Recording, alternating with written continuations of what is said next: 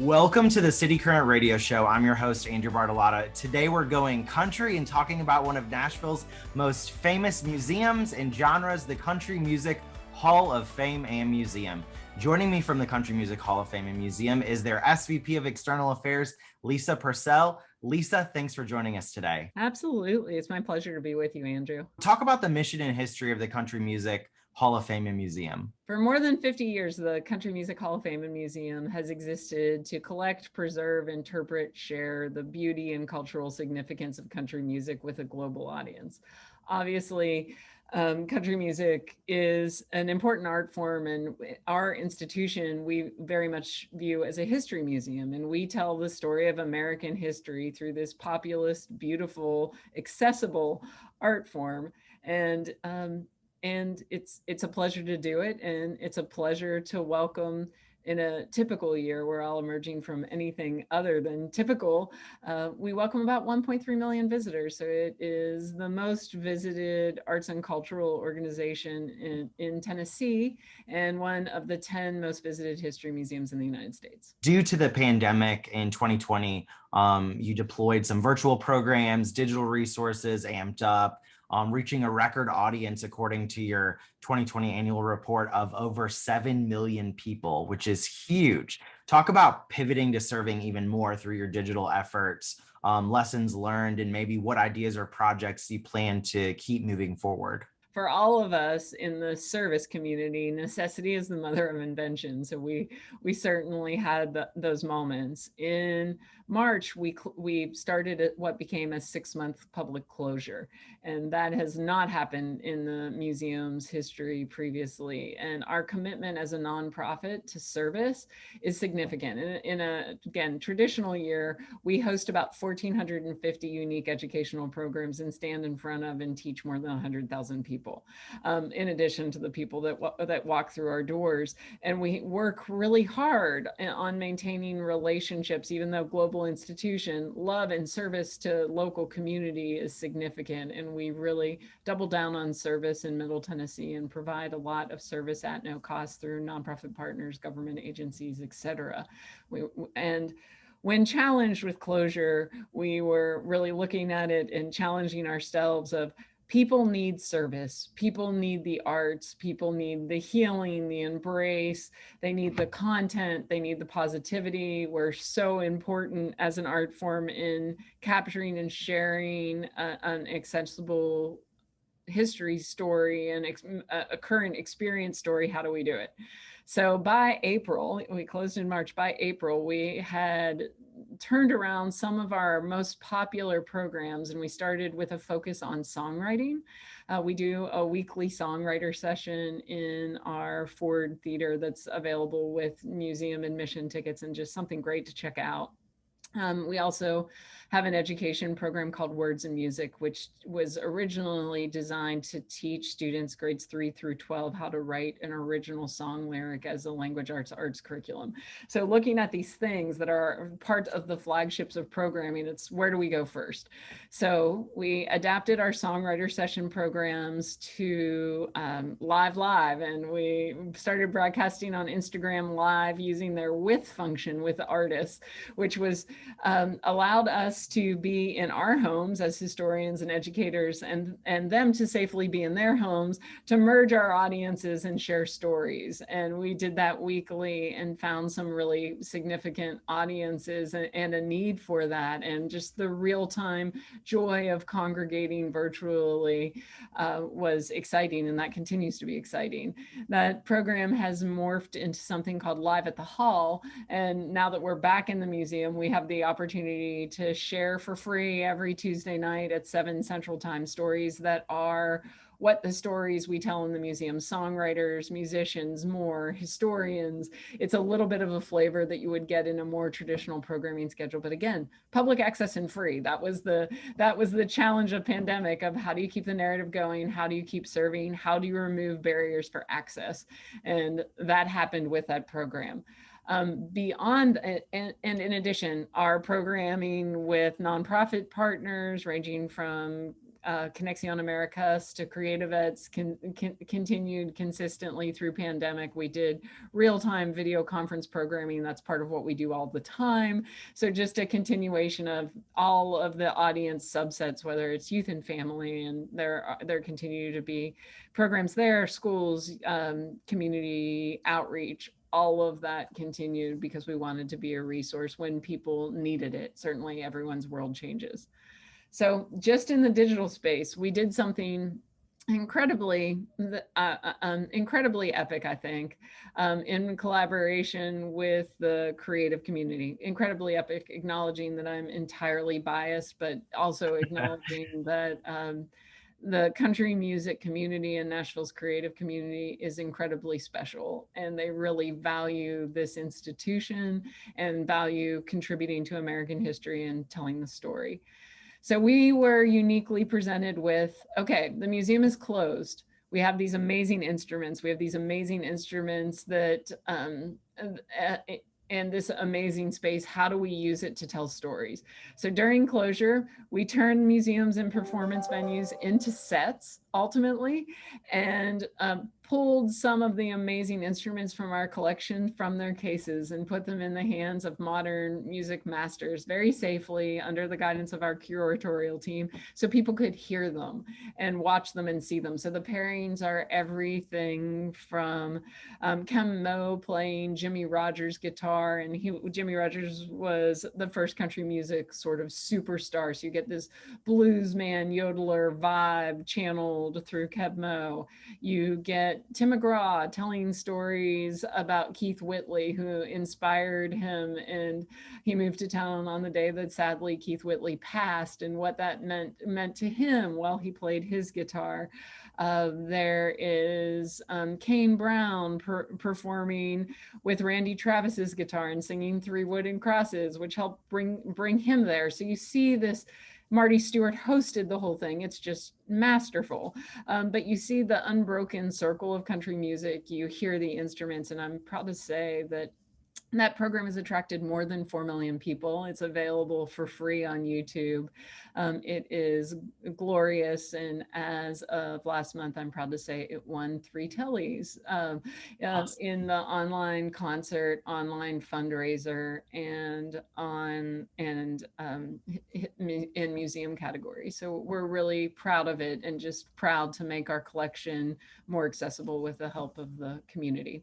So to your point, all told, in 2019, we had less than 1 million virtual visitors to the museum's digital properties, really looking for meaningful content and digging in. And as a result of last year, we moved to 7.2 million. So as we get back into the museum post-pandemic and really open up our programming again, we are really balancing our presence in a physical and digital space in a new way, and really working hard on serving more people than we ever have. That is fantastic. And I think that it's very telling of your organization that you really didn't even skip a beat, and you just said, let's do this, and found innovative ways. And I think that really tells to, like you said, the creative community and the musician community in Nashville is, let's get it done. Let's find some innovative ways to work and to win a telly, several tellys. I think that's also telling, because that is the top for digital content. So I think that's great. And even with something as traumatic as a pandemic, using this innovation to then move your organization forward, and then continuing to keep it as, like you said, you're opening your doors, but you're still having this digital content. And for those that may never be able to walk through the door in Nashville, they can still have that connection with your museum and Hall of Fame. And I think that's just wonderful. And it really, like I said, goes to show just the creativity that y'all have. And I love that piece of like working with bringing out some of these great instruments that haven't been played with in like years, and then just having those stories with Kane Brown, Tim McGraw, and I mean, that's so cool. So we definitely have to check that out on YouTube. Thanks for saying so, Andrew. And there's one other thing that I need to share as it relates to Yeah. that, because I do want to share things that are just broadly available for free for public access, so people can check it out and experience some stories they may or may not anticipate. We were fortunate during the pandemic. Everything we did in the transitions that will stay with us were about service. Did we say, hey, we want to create a Telly award-winning film? We did not. We've never done this before. We just set out to be, how can we serve and what can we do that's cool, that will matter and stand the test of time? So in that, that was, we were encouraged by that, but had zero expectation, anticipation, nor knowledge of where the bar was.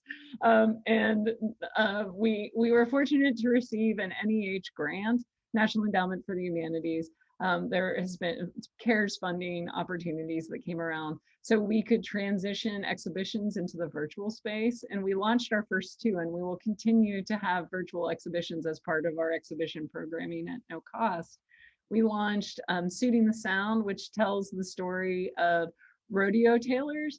And the rodeo tailor, that iconic rhinestone cowboy look associated with country music, was created by Eastern European Jews and Latinx populations more often than not. So it's this amazing American immigrant story and defining an iconic American style and look for an art form that feels very homegrown, but as we all know, is really a story of immigration.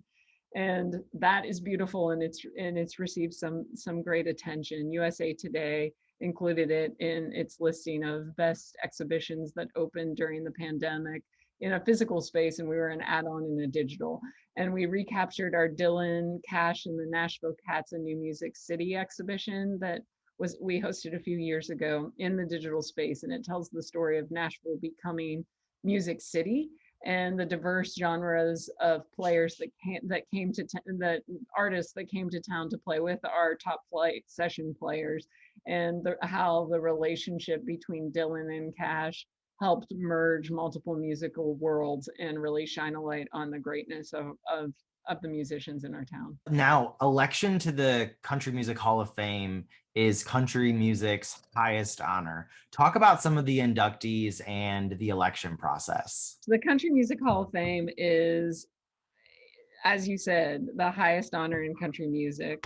CMA, the Country Music Association, is the industry's trade organization, and they created the Hall of Fame honor and rolled it out the first time in 1961 with a class that included Jimmy Rogers, Fred Rose, and Hank Williams. So it gives you a sense of a grouping of approximately 140 people now, usually elected in groupings of 3 by the CMA, that really do have demonstrated a career that has had an indelible impact on this American art form.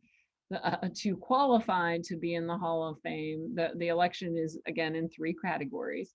There is a modern era Hall of Fame member in elected each year, that has had a 20-year career, a veteran era with a 40+ year career. Those are both performers. And then there is a rotating category. So every 3 years, it moves between musician, songwriter, and other contributors to the industry, which could be anything from an executive to, to an inspiration to many people. So it's a fascinating grouping as the museum. So just our name itself, Country Music Hall of Fame, we house the Hall of Fame, and we are also a museum. So our Hall of Fame rotunda is where the plaques for those inductees reside. It feels like a very hollowed ground and space around the rotunda. There's a message that says, "Will the circle be unbroken?" The song made famous by the Carter family and the Nitty Gritty Dear Friend, and that's sort of the call to action. Here's this greatness, this grouping of greatness that defined an art form, and who comes next, and how does it continue, and how do new generations stand on the shoulders of past generations, and how do we honor those for all time? So one of the exciting things of being back in the institution and being able to host events and congregate people, the museum hosts an event in all years, except for our pandemic year, because we could not bring all of our people together, a private event that is called the Medallion Ceremony, which is the formal rite of induction into the Hall of Fame. So when the CMA identifies the members, they are members elect until they are formally inducted into the Hall of Fame by a member of the Hall of Fame. So not unlike Kennedy Center honors, there is a medallion that goes around your neck, and the new classes get to select which Hall of Fame member formally inducts them. And there are tribute performances that are a surprise to the inductees of people that were seminal in their careers or can well interpret their music in an exciting way.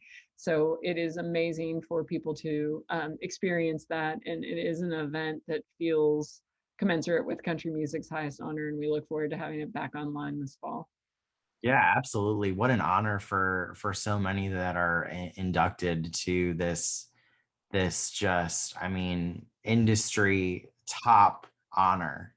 I think that's so cool. And this new class is exciting. We cannot wait to elect them. They've been patient. They've been members elect probably for the longest time of anyone in history. And this class, it's interesting that we started with Hank Sr. It's Bo Cephas's Hank Jr.'s turn. It is Dean Dillon, epic songwriter's turn, and it is Marty Stewart's turn to be embraced with this honor. So we can't wait. Share with listeners the current exhibits you have in person at the museum.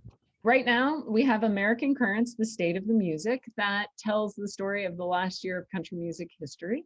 And it's quite a year. Big themes that show up in this big tent story of country music certainly are the impact of pandemic, everything from the stopping of touring to the kinds of songs people were writing, and to this renewed push for social justice and the themes that roll through the music and through popular culture, everything from Mickey Guyton's important work in raising visibility for women, for people of color, to Rissy Palmer's work in that same genre, to just some contemporary music successes, and Luke Combs being an off the charts juggernaut. There's just a little bit of everything from richness. And in country music over the last year, we were challenged in the reflection of culture, because American history is hard and there are hard moments, and you felt and saw them in everything. And there are diversions from the hardships. You might be looking for a great drinking song and just something to bolster your spirits. All are at play, and we all need something different, and the year offered it, and the exhibition showcases it. The station in the Bluegrass Beacon we have, it's an amazing time to just take a look at this important venue that was and continues to be a mecca for bluegrass greatness, that is an incredibly humble building amidst an ever-evolving tower that is the Gulch, and just worth embracing that story and understanding the greatness of players assembled there that continue to assemble there, and that tradition just moves forward. We have an exhibition called We Could, the songwriting artistry of Boudleaux and Felice Bryant. Those are members of the Country Music Hall of Fame who were country music's first professional songwriters. They wrote songs like Rocky Top and a lot of songs for the Everly Brothers, so multi-genre juggernaut friends of the institution and of the music. One of the songs that they wrote, and many people recorded is Love Hurts. You may know an Emmylou Harris version, you may know a Nazareth version, you may know a million different versions, but great songwriting lives on for all time. And they have an amazing story in which they wrote all of their songs in legal ledgers, so they would never lose any of them on loose sheets of paper. So more than 5,000 songs across over a dozen ledgers that are available on view. And in it, so if you're looking at Bye Bye Love, one of the songs that they wrote that the Everlys made famous. You can see the lyric, you can see the notes, you can see the edits, you can see the little love notes Boudleaux and Felice wrote to each other as songwriters, and little notations of when someone cut them and it was meaningful to them. So just having the whole history in one place and how they preserve their art in a time pre-computer, really fun. We have Brooks and Dunn through July, Kings of Neon, and just their story, their art stands for itself. I'm always overwhelmed in the best possible way of the amount of awards they have won, which are all grouped together so you can really feel the impact of those remarkable Country Music Hall of Fame members and friends to the institution. We have Casey Musgraves, All of the Colors. And Casey, goodness, I'm sure if you, the music is so beautiful and spectacular, and the songwriting, her visual presentation of self, her costuming, just her aesthetic is, really matches the music, and again, the beauty and singularness of presentation. So you can see everything there, from stage clothes as a child to her sash and crown from her pageant material project, all the way to her Barbie outfit from the Met Gala. And it's fabulous and exciting. And then we have Outlaws and Armadillos, that talks about the creative collaboration between Austin, Texas and Nashville, Tennessee, the great artistic freedom that people were experiencing in Austin in the 70s, the studio system and the push for more freedom in Nashville at that same time, the creative handshake between the two towns, and how these outlaws from Willie to Waylon changed the sound of music for all time. You have an exhibit for anyone of all ages, so there's no excuse not to come to the Country Music Hall of Fame and Museum this year and see it for yourself, or even go to the website and look at the online exhibit. So I mean, that's great. How can the community support your efforts in preserving and promoting the country music through your museum and archival efforts? Thanks for asking that, and underscoring our nonprofit nature. We really work hard every day to provide public access to as much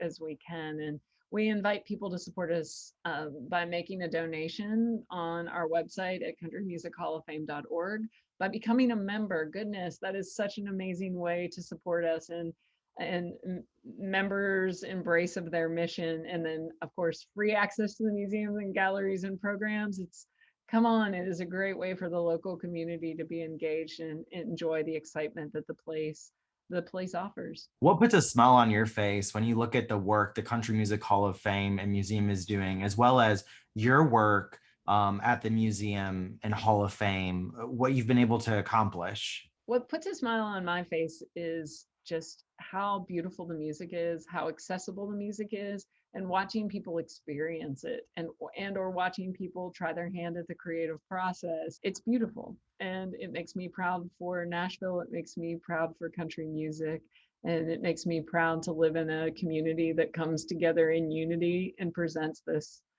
global art form that's synonymous with America, Nashville, and accessibility. Where can people go to learn more about the museum, purchase tickets, and support your efforts? countrymusichallofFame.org. Well, Lisa, thank you so much for coming on the City Current Radio Show.